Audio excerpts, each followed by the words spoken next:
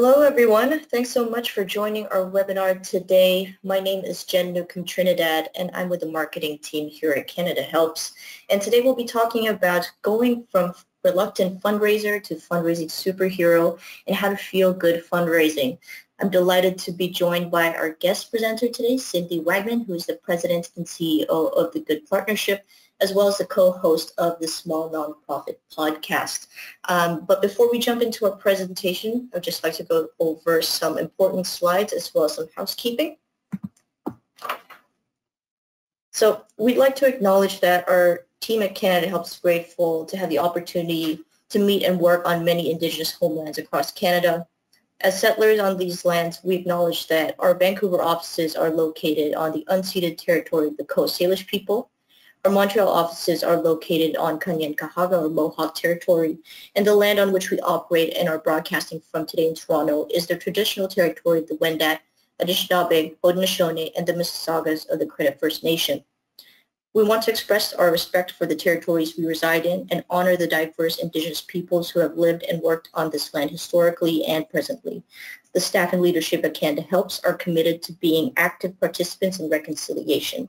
And we are committed to continue amplifying Indigenous voices and learning how our work affects Indigenous peoples across Canada. So to those of you who are joining us for the very first time, welcome. This is one of the Canada Helps webinars that we offer for free to charities to learn on how to better be effective at their fundraising. And Canada Helps builds innovative technology that empowers all charities to easily fundraise online as well as connect all Canadians to give to charities and causes they care about. So for charities, we offer open access to our full suite of affordable online giving tools with full donor information, and we also provide educational resources so you can better understand your donors and steward them along their journey. And for your donors, we have offered a convenient, safe, and trusted destination for donating to, as well as fundraising for registered Canadian charities for 20 years. And to date, almost 3 million Canadians have donated over $1.6 billion to Canada Helps, and more than 24,000 charities across Canada rely on Canada Helps fundraising tools to build capacity. So that's just a little bit about us. And without further ado, I'm going to hand it off to Cindy Wagman to get us started. Hi, everyone. So good to see you here today. I usually like to start with, usually with introductions, but unfortunately GoToWebinar doesn't like us to communicate or you to communicate to me except through the questions. So in absence of that, first I want to say thank you. Thank you so much for all the work you do in our sector. It is critical now more than ever, and so often, especially in smaller organizations, our work is underappreciated and undervalued. So I appreciate you. I value your contributions, and your work is so important. So thank you for doing it day in and day out. I also usually like to start with just taking a second to think of something you're grateful for. We're just kind of being present. I want you to shift your mind to the webinar, to learning, and I always find that something we're grateful for is really valuable to help us just shift our brain a little bit. So take a second now. I am grateful for two things today. One, I'm in Toronto and the weather is absolutely beautiful. And two, I splurged and I went and picked up lunch today and it was so good. So that's my two right now. And just, yeah, take a second to acknowledge what yours are. All right, so I want you to stick with me, which means turn off your distractions, be present. We are going to fly through some content and we'll have time at the end for questions. So definitely just try and close your door if you have one, turn off all those other distractions and join me here. So here's what we're going to cover today. We're going to talk about the most common, and they're very common, fundraising challenges that small organizations face. We're going to talk about how to find an approach to fundraising that feels authentic to you and to your role and to your beliefs and mission as an organization. And then how you can use this approach to take on your fundraising challenges to become more effective at raising money. Okay? So let's talk about some of the fundraising challenges. These are things I hear all the time, and I know a lot of you took the time to share your questions in advance, so a lot of these things came up for you as well. The first is no time to fundraise, right? Just no matter what, it always feels like there's other things that are drawing you away from fundraising. Many hats that you wear, that came up a lot in the questions. How do you find the time to do the fundraising work when you're responsible for so many other things? Okay, this one, maybe you've tried to fundraise, but it never seems to work out or be successful, right? So it's like we've tried an event and it was a huge flop, or whatever you do, it just never seems to meet your expectations and certainly doesn't match the effort that you put into it.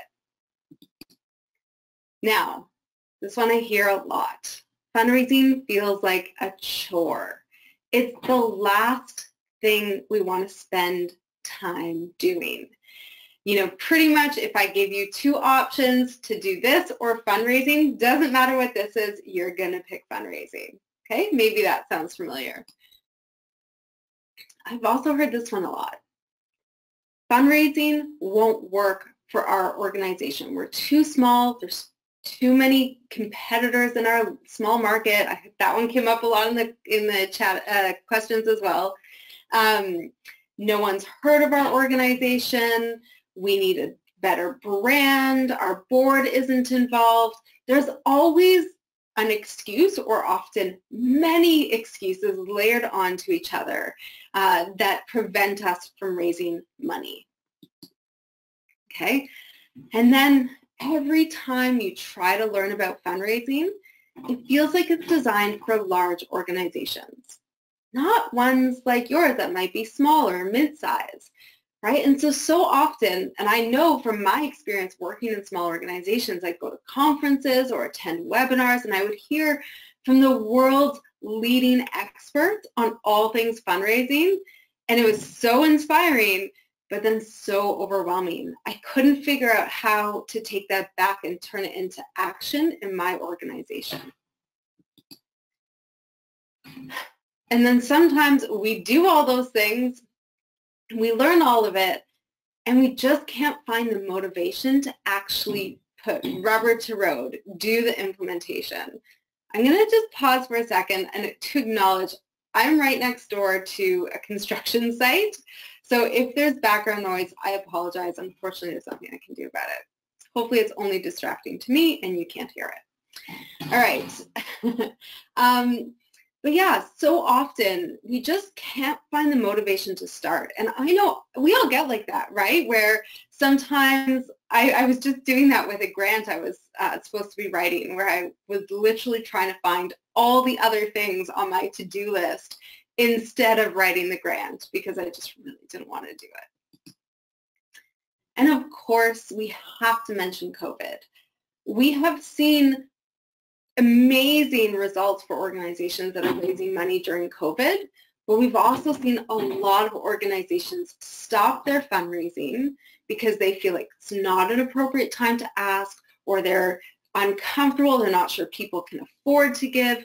There's so many reasons, and that is really present for organizations. I've heard from a lot of people that their boards are saying, no, now's not the time to fundraise. Or they themselves are saying, I don't feel like we can ask for money. I've seen organizations even go out and fundraise for other charities instead of their own.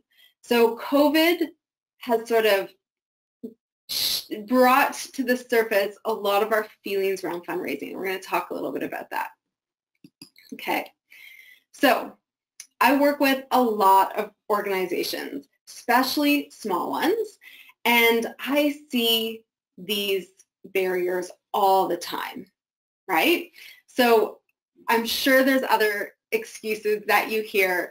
Feel free, if you want to put them in the questions, do so, but you can list them off in your head.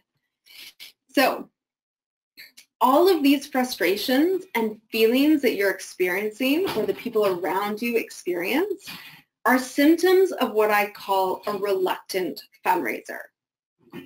which is exactly as it sounds. It's someone who would prefer to not fundraise, but you know you need to, right? You know that for your organization to be successful, to have the impact you want to have, that you need to focus on fundraising.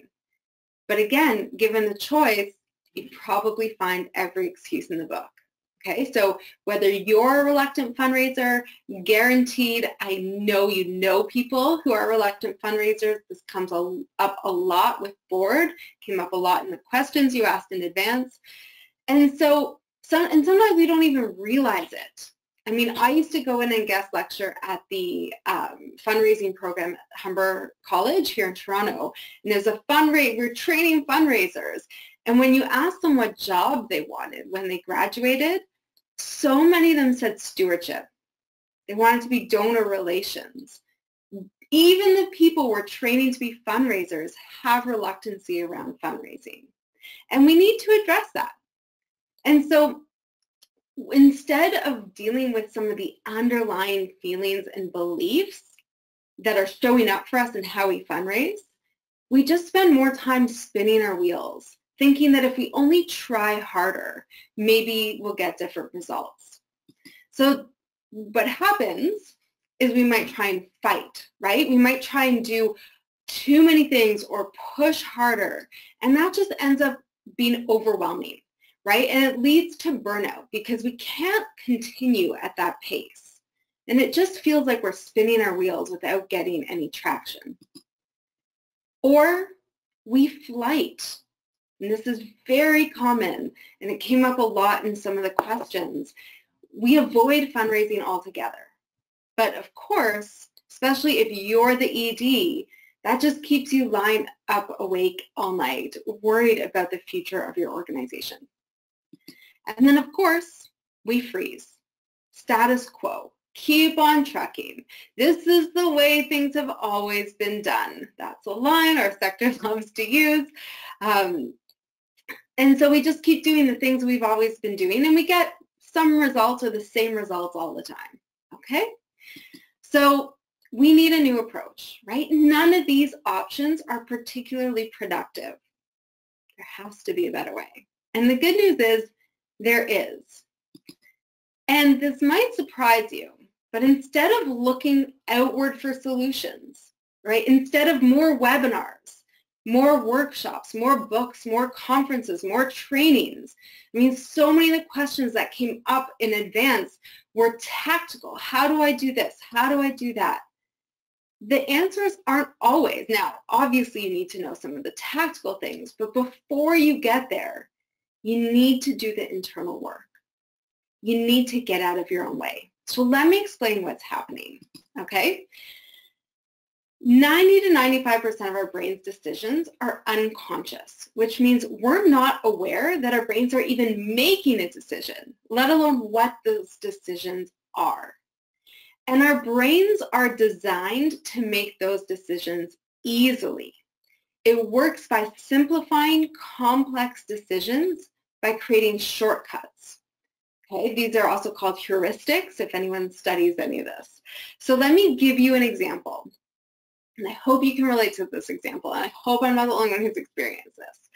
Let's say you're starting a new job and you drive, right? Or you take the subway or bike or what have you. But that first day on the job, when you're on your way, you are so aware of all the things around you, right? Maybe you're looking at your GPS, you're watching the signs, you're looking at other landmarks. You're hyper aware of your environment. Okay, that's normal. That's the first time we experience something. So whether it's driving to work or learning to dance or going for a run or, you know, I have young kids learning to read. It's a big one. So that, think of that first path, that first try at something as like the start of a path in your brain, a little neural pathway, okay? But then after a month or so on the job, that drive becomes so easy, right? You're listening to your favorite podcast, Might I plug in the Small Nonprofit podcast, which is our podcast, or you're playing your favorite tunes, you're not really paying attention to the signs. When I used to take the subway to work, I would fall asleep and then just wake up when it was my stop, right? This is because that pathway in our brain has become so ingrained or deep, it's become a shortcut. It's like we're on autopilot, okay? Now, I don't know about you, but whenever I've had to go somewhere near work but not work, somehow magically I'd end up in the parking lot at work. Okay, and so this is what happens. Our brains kind of take control in those shortcuts, and it's, again, autopilot, and we just end up there. I used to work near the airport, so anytime I would try go on a trip, I'd end up at my office. It was really embarrassing. And I know I'm not alone in this because this is how our brains function. Okay, but let's say we start a new job. We need to create that new pathway, right? And so when we leave the house in the morning, our body, like we are drawn, we are on autopilot to that old path. And so we have to go through this whole process again and create this new shortcut. And what happens is it takes about 21 days of going to your new office or workplace. Of course, who knows the future of offices, but that's a whole other conversation. So it takes about 21 days for those two shortcuts to be about equally dominant in our brain. So we can go out the door and we can choose one path or the other, and both will feel comfortable. But it takes closer to 70 days for that new route to become your autopilot, the dominant one. Okay? So I know you can't tell me if this makes sense, but I'm going to ask you anyways. I hope this is making sense. Is this making sense? All right. So what does this have to do with fundraising, right? That's the inevitable question. So there are like 200 plus of these shortcuts, or patterns of shortcuts, I should say. So these are not just random shortcuts like driving to work, but there's actually patterns to how our brains create the shortcuts that affect our fundraising. So I'm going to talk about just a couple of them. So the first thing is our brains are hardwired to avoid things we don't like. Okay, so very often when I'm out in the world and I'm meeting people for the first time and they hear that I'm a fundraiser, their first reaction is always, wow, that's really hard. I admire you, or don't talk to me, I don't want to give you money. Whatever the case is, they think it's hard. Most people, especially if fundraising is not your dominant job or your primary job, most people don't really like fundraising. We're raised to not talk about money, right? There are all these belief systems we have in society that make fundraising feel icky to people. And so what happens when we don't like something? We avoid it. It's not by choice. This is autopilot. And so when you have board members around the table who verbally commit to taking action around fundraising, and then you're wondering why they don't actually follow through, it's this, okay? We're going to avoid it. We don't even need a good reason or excuse. We're just going to kind of ignore that it's not there. One time in high school, I had a book report, and I didn't read the book, and I didn't submit the assignment. I mean, I still made it through, but I just avoided it. I knew it was the wrong thing to do. I knew that it was not responsible, but I did it anyways. And that's how our brains are hardwired, okay? So dig deep and think, how do I feel about fundraising, right? How do the people around me who I need to help fundraise, how do they feel fundraising? And again, this is so relevant to engaging your board in giving or in fundraising, because so often we focus on getting them to do tasks instead of understanding what their barriers are. So there's some other cool ones. One is called the congruence bias, which basically means our brains are constantly trying to prove ourselves right. So if you believe that you're not a good fundraiser, our brain will pay more attention to the information that supports that belief, and it will actively ignore evidence to the contrary. Okay? And then what happens is that we create this feedback loop. So we do something, our brains only see the information that says it was bad, and therefore it deepens our belief that we're not good at it. And therefore we're less likely to try, or we try differently or less enthusiastically, and it sort of spirals down into just not being effective. Okay? So there's so many examples of this, but one, just a really simple one is, and I think I saw this recently in a Facebook group, where let's say you send out an e-appeal to 100 people. Let's keep the numbers easy, okay? 100 people, 10 people respond with a donation. You raise, let's say, $1,000. But one person says, please, sends you hate mail, basically, says, please stop emailing me, you're asking for too much money. Guess what we remember? We focus on that one person who complained instead of paying attention to those 10 awesome donors who are waving their hands saying, hey, I care about your work. And this isn't pointing fingers or anything. We all do this. Again, this is how our brains are designed, okay? And again, part of that, as I just mentioned, is overemphasizing the negative. So we're more likely to focus or remember negative things than we are positive. So if we already feel bad about fundraising, and then we start to see this negative information around us, we're going to feel worse, okay? All right, there are so many of these. I love them. I think they're so fascinating. They're used to understand how to change behavior, how to create habits. A lot of people tap into this kind of science to look at how to actually raise more money by tapping into or leveraging the heuristics. We definitely don't have time to do all of them. But I want you to understand this so that we can understand that the solutions to mobilizing or around fundraising are not just tactics, right? This is the work that needs to happen for us to go from reluctant fundraiser to fundraising superhero. Now, I've worked with a lot of organizations, a lot of people, and I've sort of bucketed these 4 fundraising archetypes or reluctant fundraising archetypes. Okay, so I'm going to walk you through what the most common beliefs around fundraising are, those common mindset things that we need to change those neural pathways in our brain.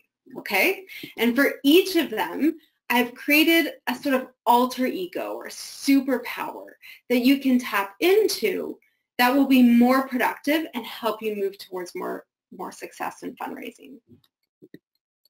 Ready? I know you can't tell me you're ready, but I'm going to assume you're ready. Let's go. So the first archetype is what I call the perfectionist.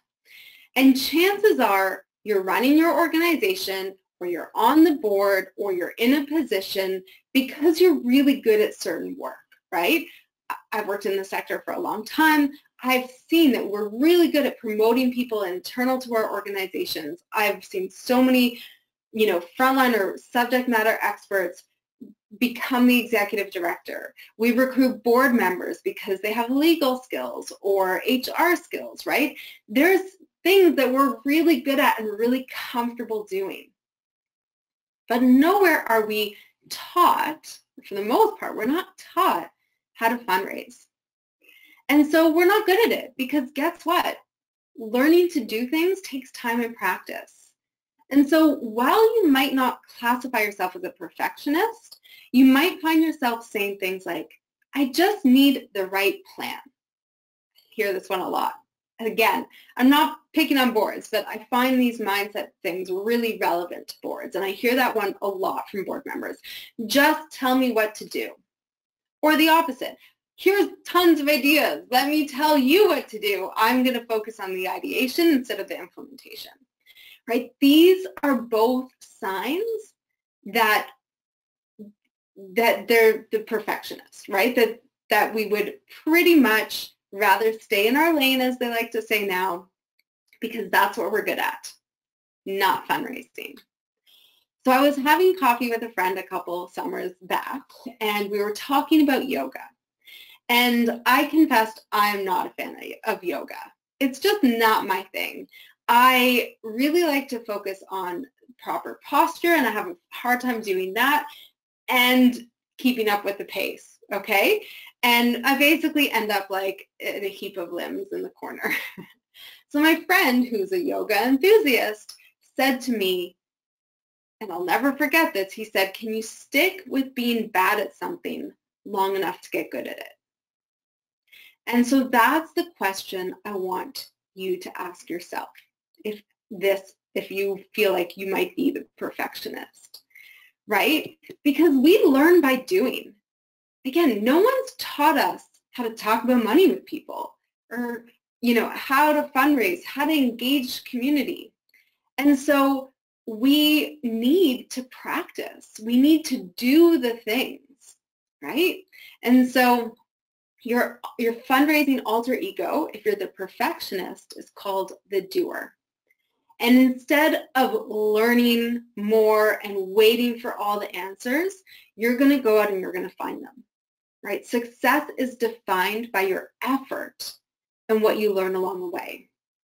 And your greatest asset is being able to just take one step at a time, right? Just one little movement. Focus on those small successes, celebrate your wins, and move forward. And I promise you, fundraising is a skill that anyone can learn, but only if you roll up your sleeves or get your feet wet, right? You have to get in the game in order to be more confident. I love this saying. I heard it recently on a podcast. So often we look at fundraisers and we think, okay, these are the qualities. They're confident, they're outgoing, they're extroverted. And so that makes them a good fundraiser. But in fact, it's the opposite. They practice, they do, and with competency comes confidence, okay? And here's the thing, no one knows how you feel. So when you show up to a meeting or to an event or however you're doing the work, no one around you can tell. So fake it till you make it. All right. So if you're the perfectionist, I have tasks for each of these archetypes. I want you to just break things down into small steps, okay? Pick one little thing that you can do to move forward. I've heard so often we focus on the boulder we need to push up the hill. But if we can break that down into stones or rocks and do one at a time, we're going to make progress. Okay, so think of, and in fact, I want you to write down for yourself one thing you can do in the next week, start to finish, that's been on your fundraising to-do list for way too long, just to get started. The next archetype gets chills when the word fundraising is even mentioned.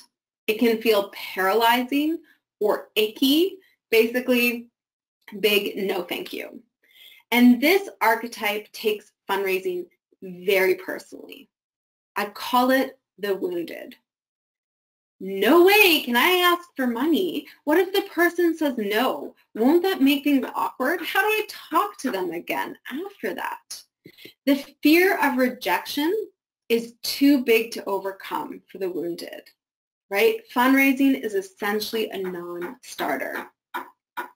And the thought of a no can feel like a personal rejection. What did I do wrong? Am I not good enough? Why don't they think our work is worth it?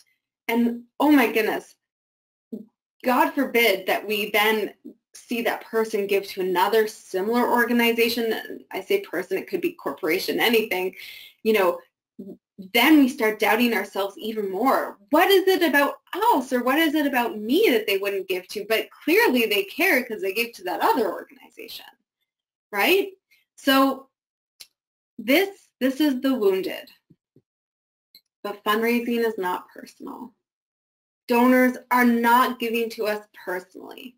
Now, I will add the caveat that I always get questions where there's organizations where either board members or some dynamic executive director raises lots of money based on their personal relationships.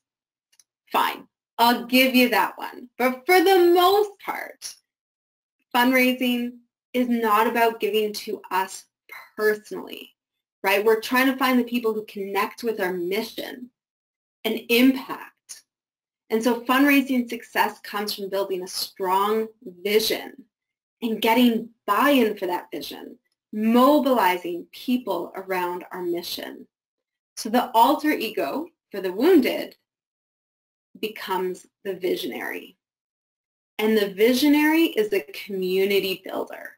Okay, so if you feel like you're the wounded, or your board might be the wounded, I want you to think of how you can leverage the visionary, okay?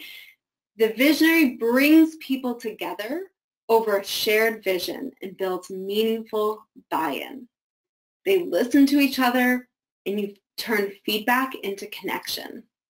And they mobilize support so that people are saying yes before they're even asked. And the visionary's leadership really, truly not just mobilizes people, but brings them together. And the focus is not on asking, but on enabling. It's about sharing a path with everyone contributing what they can. So what can you do if you are the wounded to start to become the visionary? I want you to connect with people and not talk about money.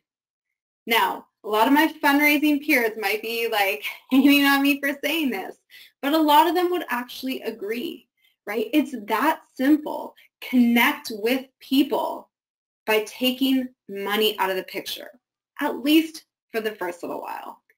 So call up your donors, treat them to a virtual coffee, get to know them, get to know your community members.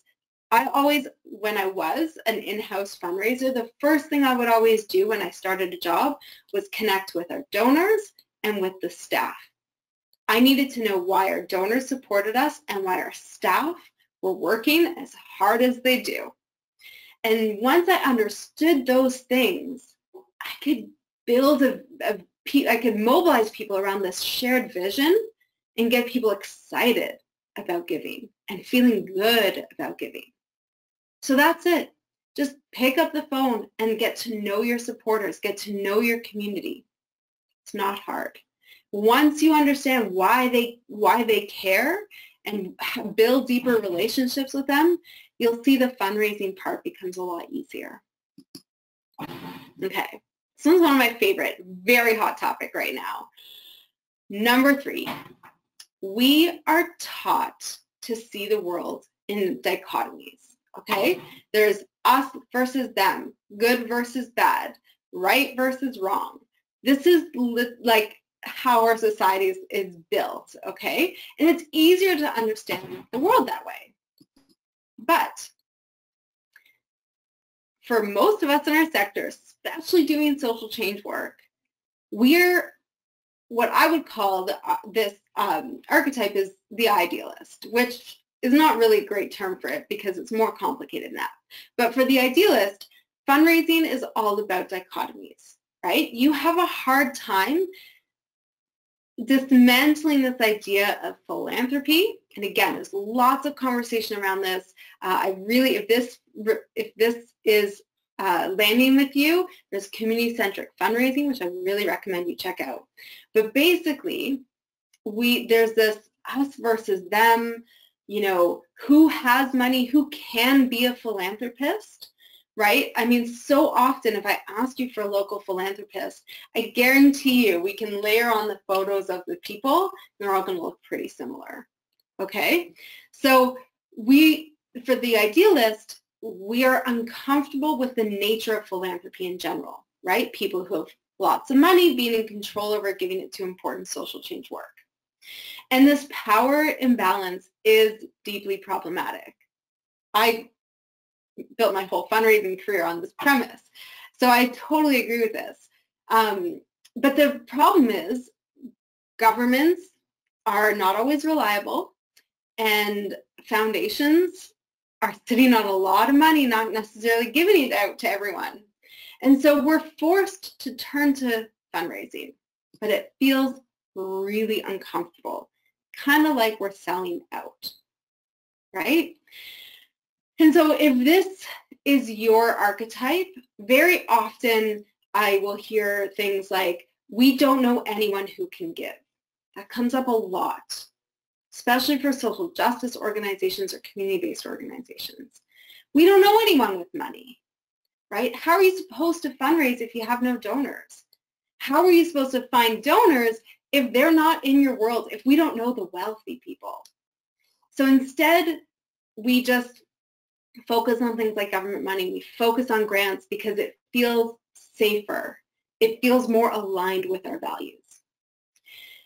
But we still need to fundraise, right? So again, this is growing more and more relevant every day, but fundraising doesn't mean compromising your values. Fundraising should enhance your mission and enable your mission, not work against it. And the more we start to understand that it's not up to us to decide who has money or who can make a donation, that in fact, the act of giving and having control over the impact you want to see on the world is in and of itself a really empowering act, and it's not up to us to decide who can and can't do that. And so fundraising is about mobilizing community. It's about connecting people with the causes they care about.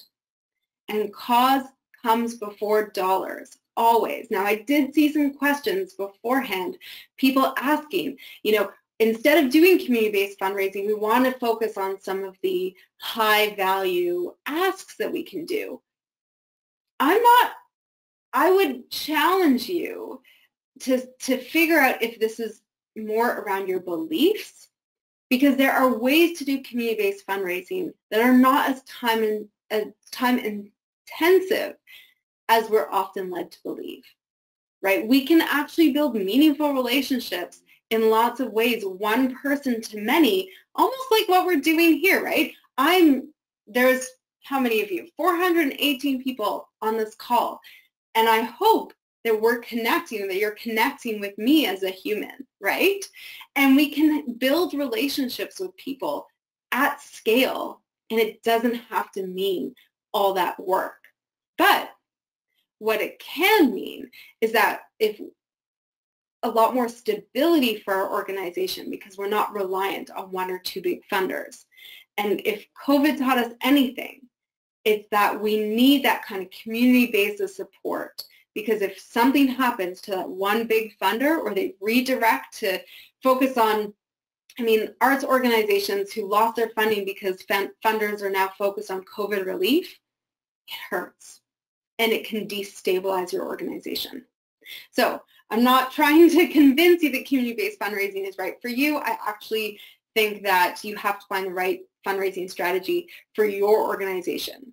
But if you are the idealist and you are preventing yourself from getting into fundraising or from being more effective in fundraising because these beliefs are there for you, I want you to connect with your supporters. And in fact, I want you to connect with your donors who are giving smaller amounts. Maybe it's a $10 a month monthly donor, or the donor who's giving you $50 a year for 5 years, right? I want you to understand why those people are giving. What makes it meaningful for them? Because if you can understand that, you can start to find that community of your supporters. Okay. Archetype number 4. This one is probably present for most of you. okay? This is the acrobat. And so we can all picture the acrobat, right? So to walk in the tightrope or contort, I think of Cirque du Soleil, right? Contorting themselves into all these crazy positions, right? This is what it's like running a small organization or, you know, fundraising in a small organization or mid-sized organization, right? Truly any size, right? I've worked in the whole spectrum. Our work in our sector can feel like we have to be an acrobat. And burnout can be status quo. And it feels like it's part of the package, right? That this is what you get when you sign up to work in the charitable sector, right? It's underpaid, it's overworked, underappreciated. We barely have time to brush our teeth, let alone manage the fundraising. And for some reason, we think this way of working is okay. It comes with the territory. Our work is too important to ease up. If we don't do it, there's no one standing on the sidelines. We have to have this impact. But for some reason, we can't imagine things any other way. So fundraising for the acrobat doesn't get done because it feels impossible compared to the urgent things that need to get done like yesterday. Right? And those things are never complete, right? I think for most of us in our organizations, the work will outlast us.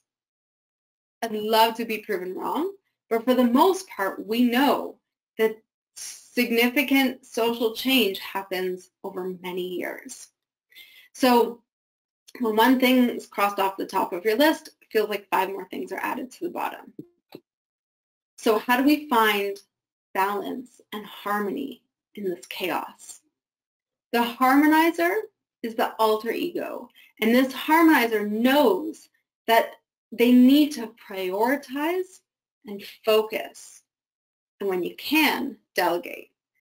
They know that change comes from doing things consistently and also forgiving yourself when you slip up. In order to find balance, the harmonizer learns to prioritize and differentiate between urgent and important, right? So often we work in urgency. These things need to get done right away, and they feel really important. Sometimes they're not absolutely important, but they feel important in the moment. We need to step back and evaluate what is important. What are those big things that are perpetually on our to-do list that we never get around to doing that are actually going to move the needle for our organization? They're going to move the needle for our fundraising, right? It could be setting up a database. It could be having those donor calls. The list goes on, and it's going to be different for everyone. But we have to understand, even stewardship. Stewardship is one of those things that all of us know in our minds is important, but we never make time for it because it never feels urgent. But we will be more successful with our fundraising if we make the time for stewardship, guaranteed. So we can't do everything, right? And so we need to focus and create the time to focus on the things that have the greatest impact. We need to develop habits that lead to increased productivity, right? And that consistency in these habits will start to pay off, okay? So we can't do everything. I get that. So here's what I want you to do. If this is resonating, I want you to find 1 hour a week, block it off, and focus that time on just that important work. Turn off your distractions. Do not multitask. Actually, Jen from Canada Helps has this really cool tool that anyways, it's unrelated. It's somewhat related, but I want you to sit down for like 50 minutes and focus on that work, and then get up for 10 minutes and stretch. I mentioned Jen and this tool, whose name I forget, because it locks your screen after a set amount of time, so you have to get up.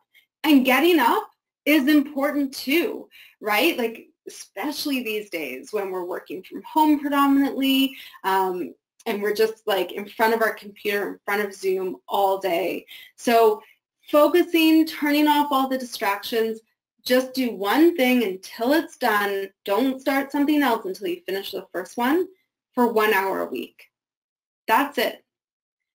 if you want to take this to the next level, I also want you to carve out time to do all the little tasks that take up way too much of your time. So checking email, social media, all those things, don't check those throughout the day. Block your time off and do that work in that time and contain it. But we don't have time to talk about productivity much more, but it is something that I can talk a lot about. All right, so finally, your authentic approach. Again, I mentioned this earlier, so often we attach labels to or traits that we think make a good fundraiser. Outgoing, salesy, extroverted, confident. But the reality is authenticity wins, right? We need to be our whole selves when we're doing this work.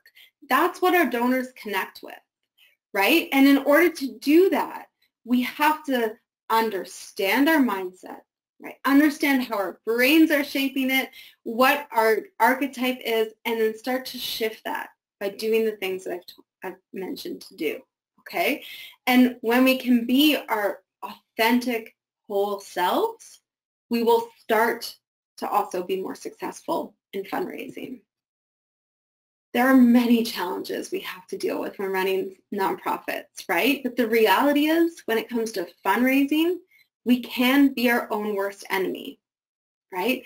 If we don't address our mindset, or if we don't address the mindset of our board or the people around us, we are holding ourselves back. We are getting deeply frustrated. And I heard that in your questions, right?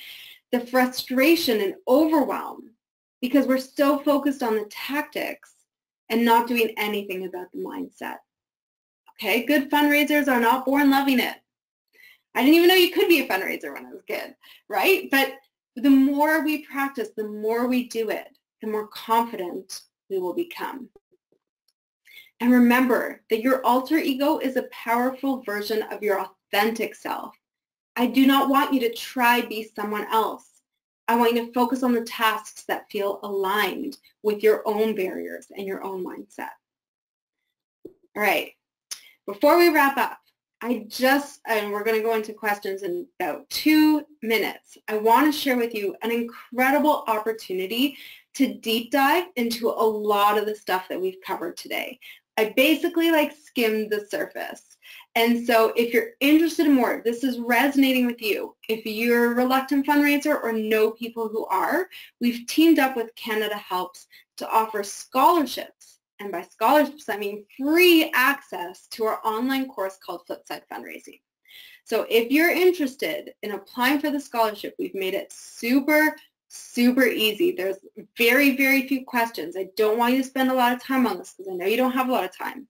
You can visit the website, flipside.thegoodpartnership.com/Canada Helps, and apply for a scholarship so that you can learn a lot more. We dive into mindset, habit forming, how to manage your time. We dig into that a lot.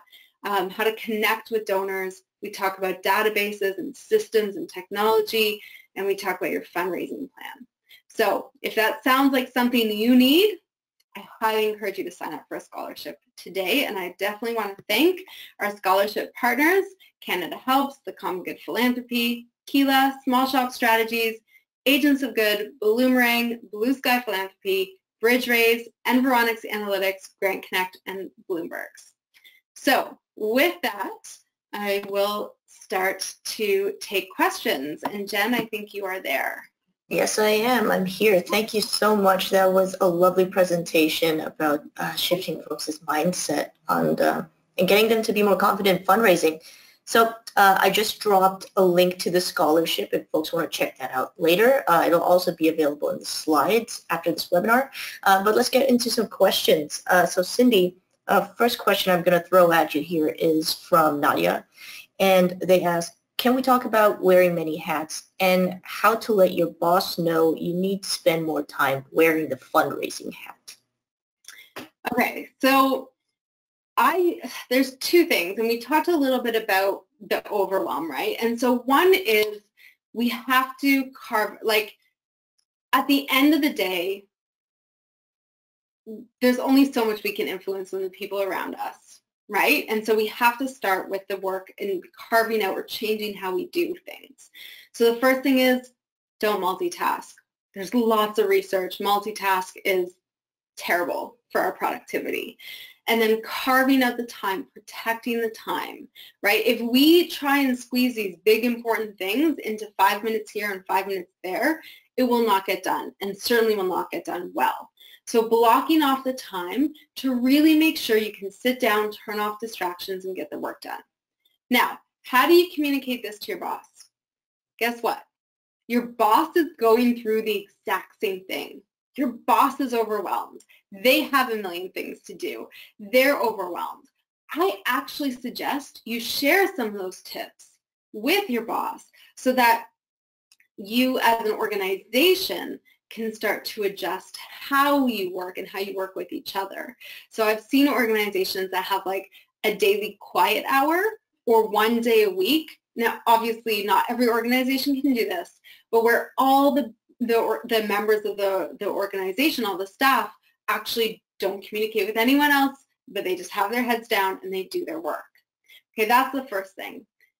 The other reality is that results really do show why things are important. So and again, I would start to look at what's your boss's mindset and what's your mindset. But if it's always feeling like we're not getting results and we don't have time, you're diving into this negative spiral of the self-fulfilling loop of like, okay, we're not good at this, or I don't have time, so I'm not going to start, and we don't get the results, and so I'm less likely to start. So try focus on some small wins and show the value of your fundraising. Because again, so often I hear organizations say, we don't have time for this, and when we do it, it doesn't work. Well, if you do it and it doesn't work, no one wants you to keep doing it, right? Other than there's this idea that we have to, right? That we need to raise money. But if you can start to do things that will, and I can't tell you what to do because there's no right answer in fundraising. You have to figure out within your organization what the right priorities are. If you get into flip-side fundraising, we'll show you all how to do that, but it's a much bigger conversation. I think it's like 10 hours of content. But if you can focus on things where you know you might have a quick win, and hopefully I've given you a thing based on your alter ego, something that you can do that will help to build that, I think there's more likely to be buy-in, to feel like there's momentum, and that yes, we can invest more in this because it's paying off. So I hope that answers your question. Thank you, Cindy. Really, really good insights there. I'm going to try to squeeze in a few more here because there are a lot of good questions coming in. Here's one. My community has a very affluent population, but they are not socially conscious. How can I educate/motivate them to donate? So I'll go back to it depends on your cause. So sometimes for organizations, there are people who aren't the right donors for you, and that's okay. I don't mind if you don't ask those people if they don't understand what you're doing, if they don't care about it. I always say, like, when you're wearing your fundraising hat, your job is not to convince people that your work is important. It's to find the people who care about your work and connect them to your organization as a way to impact that work. So for example, climate change. If you're an organization that's working to halt or reverse climate change, your job is not to convince people that climate change is real, to find the people who are concerned about climate change and bring them into your organization as a way to do something about it. So that's the first thing. So often we picture who has money, and we need to ask those people instead of finding the people who care and mobilizing their support. And so there might be work that you need to do around education, but when you're wearing your fundraising hat, I always believe that it's not about wealth. This can be a much bigger debate, but it's about finding, or at least starting to find, the people who care. And I will say with 100% certainty, we are terrible judges of people's wealth and capacity to give. I have seen this in so many, pretty much every organization I've worked in, even after, prospect researchers, do things, we just don't know what people's capacity is. And I've had $250 donors give $250,000 donations, and there's obviously tons of people with lots of money, and you can ask them in every way you can think of, and they're still not going to give.